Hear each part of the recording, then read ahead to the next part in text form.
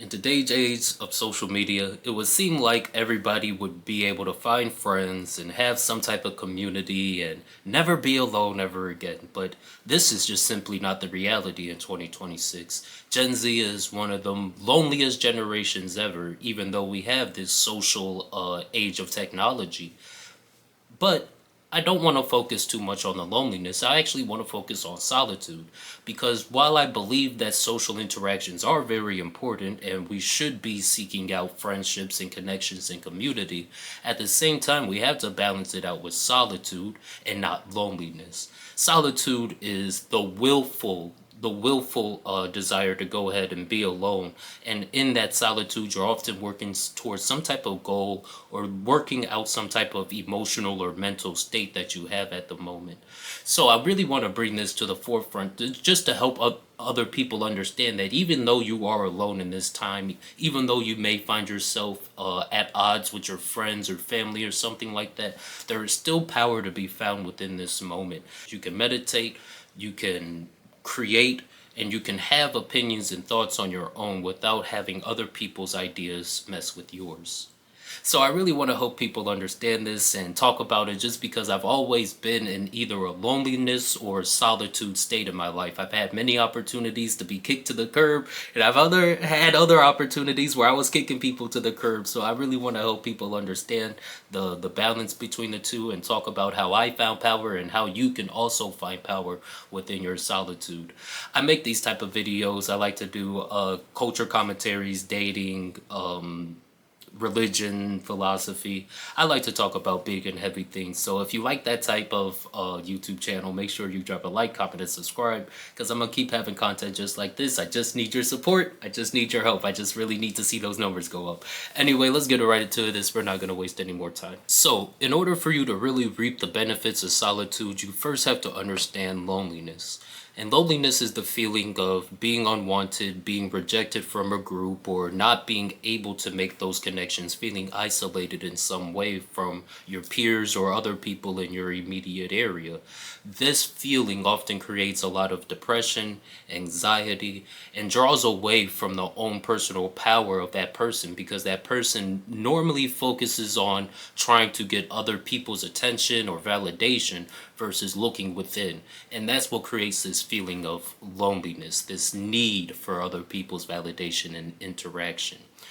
Versus solitude, which is often sometimes goal oriented, but more than likely you're working out your own emotional state or mental habits. This is something that is often desired on your own. You go ahead and you pursue this, it is not forced upon you. I'm trying to think of the word, I can't think of the word for that, but you understand what I'm saying.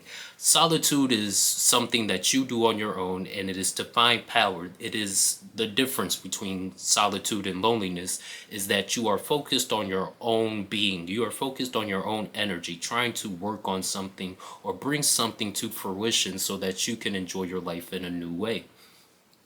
Solitude is very powerful, especially when coupled with meditation. I find meditation and solitude to be the biggest what's the word, lifesaver of my life. When I was going through the most, especially when I was like 20, 21, I would go out into my yard and I would meditate barefoot, and it really does help you draw attention back to the present.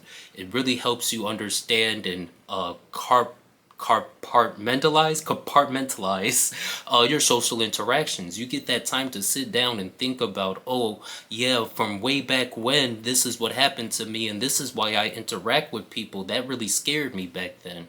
And sometimes you don't really have these moments to sit down and talk in our new age of technology. You don't have times to sit down and talk to yourself, and that's what a lot of people are missing. We don't have this time to sit in silence, to sit and be alone with no phone and actually connect with ourselves and see a new perspective and understand our past from a new light. And that's a lot of a trauma. That's a lot of unhealed patterns. It's just things that happened in our past that we really never sat down and analyzed again, things we never reconsidered. And I'm not saying, these things can be solved with one meditation, but if you give it time, if you give it a couple of weeks, I believe in 2 weeks you can start seeing real progress within your own behaviors, your own mental patterns. When you start sitting down and thinking about your past and how it's affecting your current social interactions. A lot of mystics and spiritual people will often talk about hermit mode. Hermit mode is based off of the tarot card, the hermit card. And it's a card that talks about solitude. It's a card about finding your own power, going within, creating your own path and learning about yourself without anybody else around. It's part of the hero's journey. It's part of the story of tarot. And within this story, this is the part where that person is learning how to be okay, learning how to fight their own battles, and learning how to emotionally regulate on themselves. They're taking that time away from the world, and it's deliberate. It's not something forced upon the hermit. The hermit accepts its own journey. And that's a thing that a lot of people have to realize, is that we're all on our own journey. Now, sure, we are all connected in our journeys and we help each other out and we create families and communities. That's part of the journey too. But you also have your own road, full of little battles, full of invisible battles that nobody else but you can fight. And these are the emotional battles, the mental battles that produce real change in your life. If you don't have these battles, then you live the same life on repeat over and over again. So it is very important to take that hermit mode. It's very important to take self-reflection and be alone, not just for a couple of days, but for weeks, maybe even on end.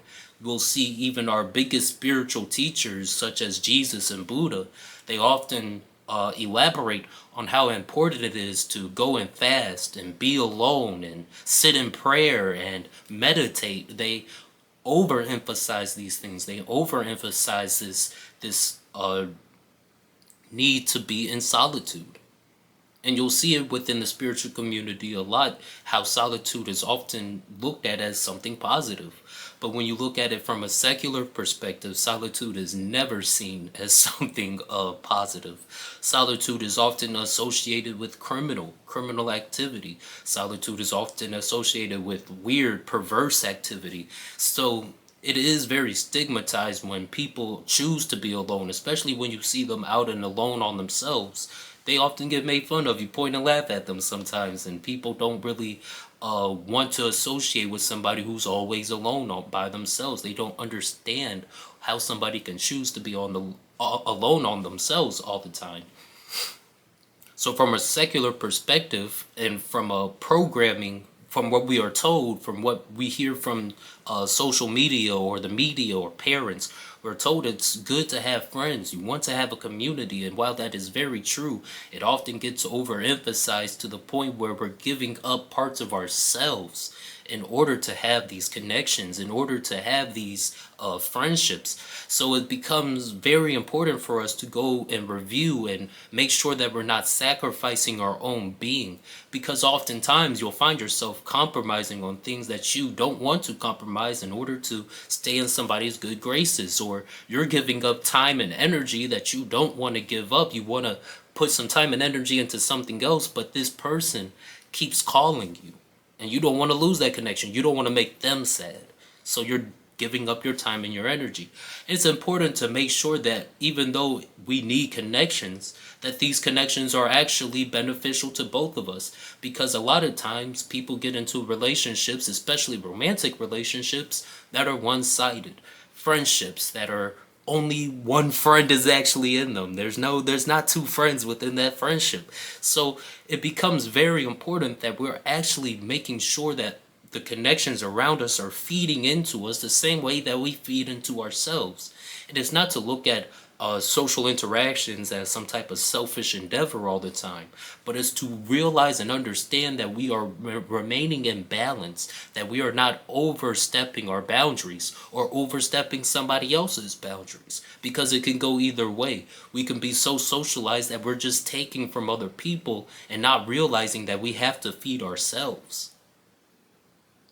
So this is why solitude is very important, and you can start finding your power within this when you get away from people, when you finally have the opportunity to think for yourself and it doesn't have to be immediately verified by people that you know from your past, people within certain communities or groups that you associate with. And this was especially important for me when I left the Christian community and I began to study astrology, and I began to study Gnosticism, the Reformation of the church, and Roman deities and stuff like that. I really started to expand my mind into science, anthropology, things and ideas that were heavily shunned upon within my Christian cult, the Jehovah's Witnesses. So I was able to finally get away from this community and realize bigger ideas, grander aspirations than the ones that I was told to have, than the ones that that friend group at the time kept me in. And it wasn't until I had that moment of solitude and was able to think for myself that I was truly able to understand the power of walking on your own. That just because everybody doesn't agree with you doesn't mean you can't have benefits in your own right. Doesn't mean you can't find real value in your own understandings, find real value in your own experiences. So while you're learning these new things and getting these new ideas, you begin to become a new person. You have new behaviors now, and you create new things. You even begin to see new endeavors within your life that other people was probably pushing you away from or said could never be possible for you. But because you took that time alone to learn new ideas, now you don't have these restrictions like you used to. You understand what you're going after, and you understand there's steps and processes to it. So that creates a sense of power and individualization. It creates this sense of achieving when you know that you can overcome even your own mental state, your own emotional turbulence that seemed impossible to get over before. Because sometimes social rejection or the fear of social rejection can seem like a hard stop. It can seem like a brick wall in our minds. But once we tear down that brick wall, and we open the possibilities within our mind first, we see just how powerful we actually can be when we put our mind to something. And that'll be the the moment a person really understands what they were meant to do in their life and understand how to go about doing that thing. But it all starts with solitude. It all starts with being okay with being alone. You had to be okay with your own solitude. It can't create feelings of depression within you and anxiety. And it might at first create those feelings, but once you sit down and you start meditating and learning more about yourself and about the world around you from your own perspective without others' input, then you will understand then that you can create your own world, that you can get your own information and not be reliant on the people around you. Again, it's not to say that you have to completely cut yourself off and friends are no good, they're never ever understanding or anything like that, but nobody can truly understand you 100% for your core. Nobody can truly understand the true essence of who you are. So while you can value friends and you can value input, you have to overall be okay with your own being inside and understand, hey, inside I am alone and that is okay. And I had to walk this path while other people are walking their path. And sometimes the paths intersect and we're walking on the same road. Sometimes the roads split off and we have to take our separate ways for a while. But at the end of the day, I have to keep walking. And I can't stop walking just because this other person isn't here with me. And that's a perspective shift that needs to happen eventually. And sometimes that perspective shift is forced upon you where something horrible happens and you are forced to be alone. And that's happened to me where I've had deaths in the family, where I've been disfellowshipped, kicked out from my family, kicked out from my friends and my social group. I was ostracized. So I really do truly understand when it's forced upon you and how mentally degrading it can be, just how heavy those feelings of separation can be.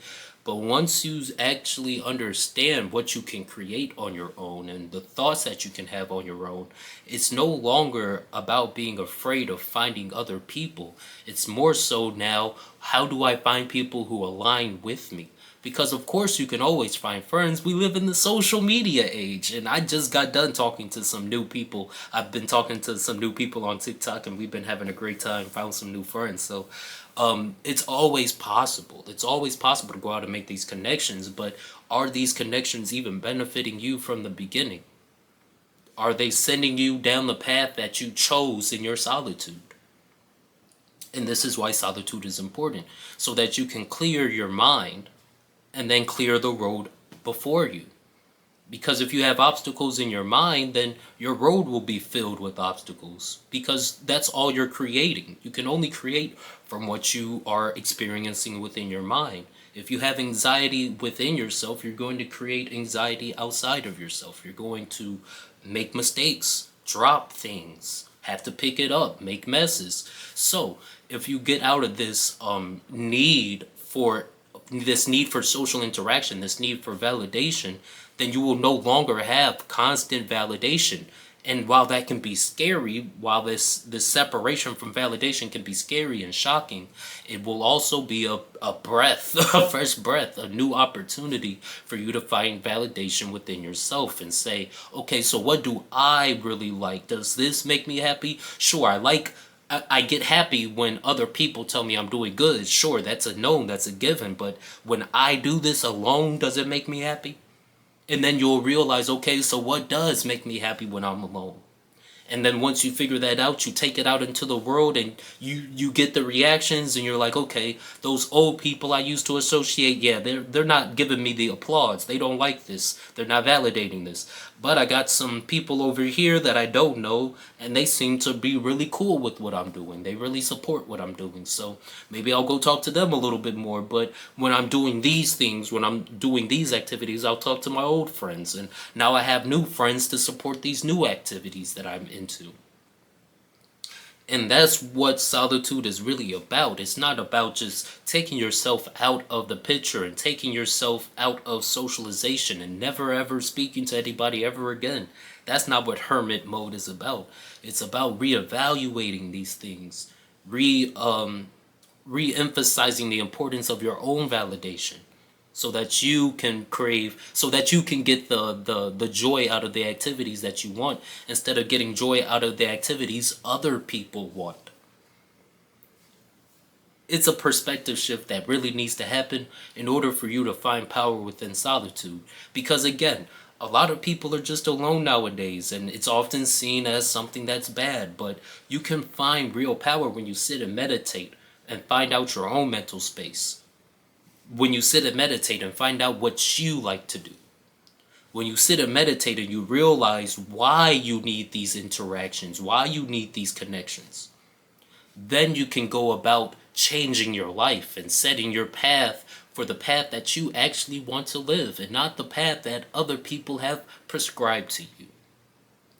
It's very important. Even in this social media age where it seems like everything is connected, we're not always connected.